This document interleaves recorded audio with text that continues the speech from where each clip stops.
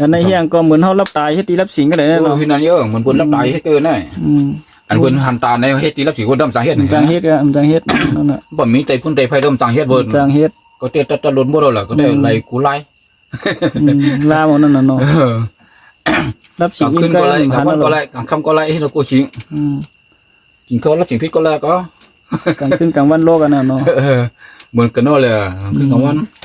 เหมือนกันบ่ดองซื้อคู่ได้ก็หลุดด้วยเสียงก็ใส่เลยบ่ดเนาะเฮายำดึงผืนเลยในกองต้องผืนนี่ก็นึงสีขาวละนี่ก็นึงตรงไหนสีขาวนั่นก็จะกับหูสักสีนะเพิ่นบอกเลยต้องเพิ่นใจเฮียงก็ต้นเปลี่ยนอะไรกูเมียวโมจะมาตาดีได้เนาะก็เลยเลี้ยงเอาแต่ลีกวนก็แล้วก็คำเรียกว่าก็หายกันนะว่าน้อยยาปันก็หายกำเหลียวแต่มัวเกี้ยเป็นหีเกี้ยหิงเคยกลึงก็จะก็เรียกก็เรียกเอาใจดุ้งเอาหายเพราะว่าก็บุตรอย่างนั้นก็หิวมัดหิวเรียบมัดตายอย่างเดียวพ่อมันก็นะหายกันนะอันอย่างสร้างก็ไล่กันนะเสนอหายแล้วเนาะเสนอหายแล้ว